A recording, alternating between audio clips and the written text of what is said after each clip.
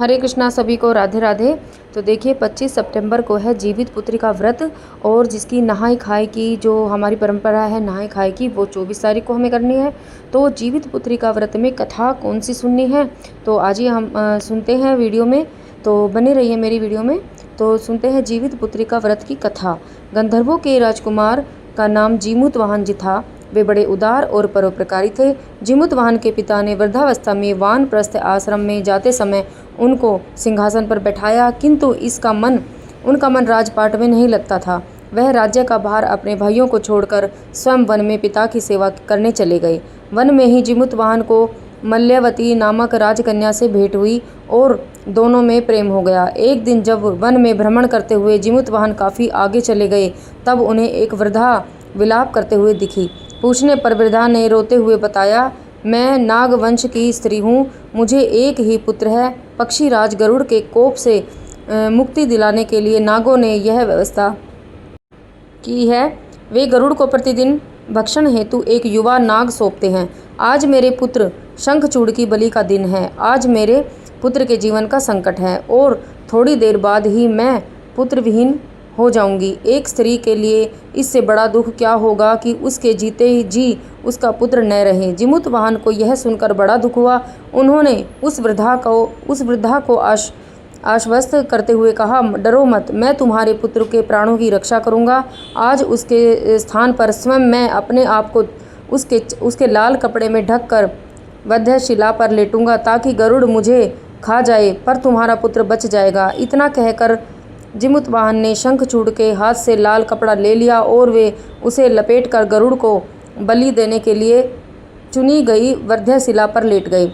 नियत समय पर गरुड़ बड़े वेग से आए और वे लाल कपड़े में ढके जीमूतवाहन को पंजे में दबोचकर पहाड़ के शिखर पर जाकर बैठ गए। गरुड़ ने अपनी कठोर चोंच पर प्रहार किया और जीमूतवाहन के शरीर से मांस का बड़ा हिस्सा नोच लिया। उसकी पीड़ा से जीमूतवाहन की आंखों से आंसू बह निकले और वह दर्द से कराहने लगे। अपने पंजे में जकड़े प्राणी की आंखों में से आंसू और मुंह में कराह सुनकर गरुड़ बड़े आश्चर्य में पड़ गए, क्योंकि ऐसा पहले कभी नहीं हुआ था। उन्होंने जीमूतवाहन से उनका परिचय पूछा। जीमूतवाहन ने सारा किस्सा कह सुनाया कि कैसे एक स्त्री के पुत्र की रक्षा के लिए वह अपने प्राण देने आए हैं। आप मुझे खाकर भूख शांत करें। गरुड़ उनकी बहादुरी और दूसरे की प्राण रक्षा के लिए स्वयं का बलिदान देने की हिम्मत से बहुत प्रभावित हुए। उन्हें स्वयं पर पछतावा होने लगा।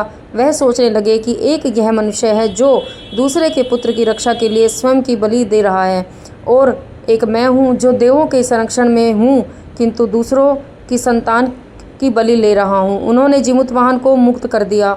गरुड़ ने कहा, हे उत्तम मनुष्य, मैं तुम्हारी भावना और त्याग से बहुत प्रसन्न हूँ।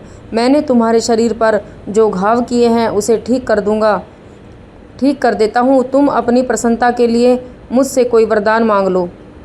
राजा जीमूतवाहन ने कहा, हे पक्षीराज, आप तो सर्वसमर्थ हैं। यदि आप प्रसन्न हैं और वरदान देना चाहते हैं तो आप सर्पों को अपना आहार बनाना छोड़ दें।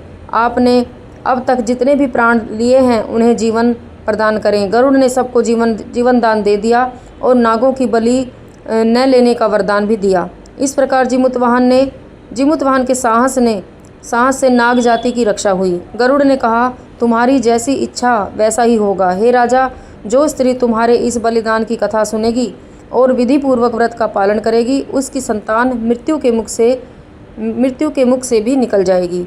तब से ही पुत्र की रक्षा हेतु जीमूतवाहन की पूजा की प्रथा शुरू हो गई। यह कथा कैलाश पर्वत पर भगवान शंकर ने माता पार्वती को सुनाई थी।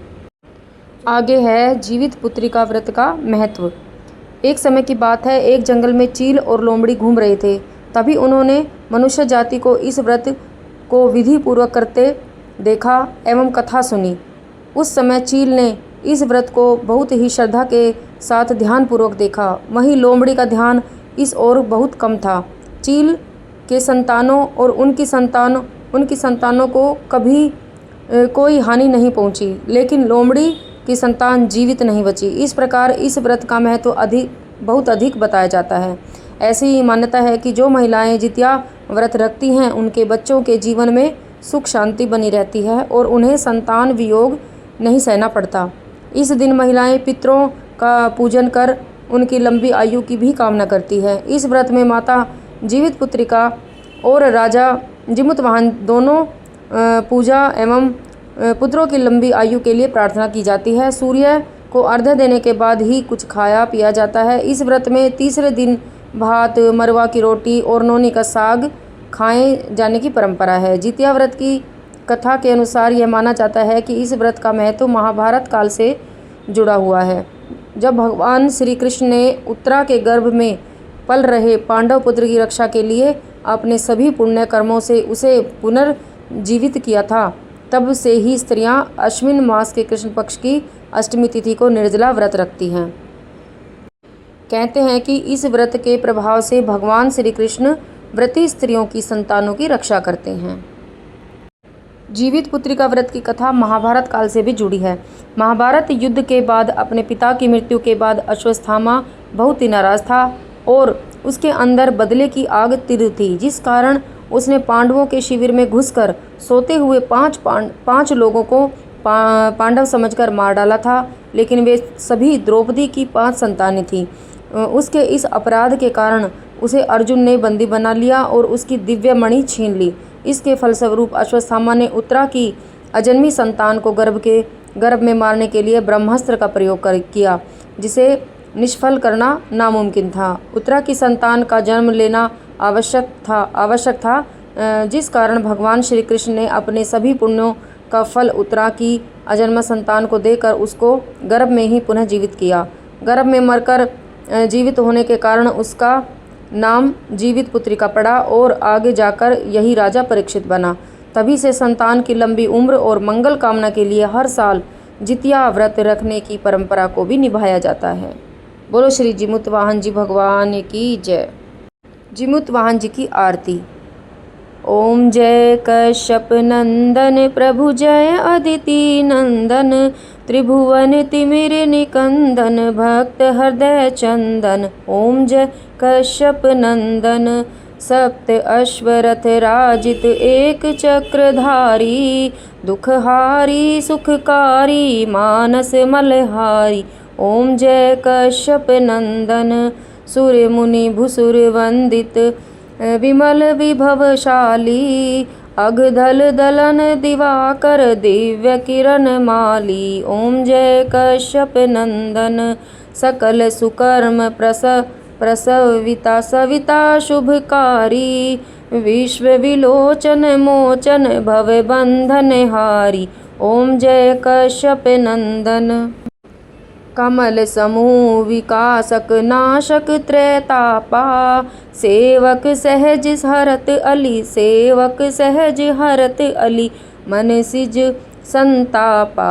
ओम जय कश्यप नंदन नेत्र व्याधि हर सुरवर भूपीड़ाहारी, वृष्टि विमोचन संतत परहित व्रतधारी। ओम जय कश्यप नंदन सूर्य देव करुणा कर अब करुणा कीजे, हर अज्ञान मोह सब तत्व ज्ञान दीजे। ओम जय कश्यप नंदन। बोलो श्री जीमूतवाहन जी भगवान की जय। वीडियो पसंद आई हो तो वीडियो को लाइक करें, चैनल को सब्सक्राइब करें। हरे कृष्णा। सभी को राधे।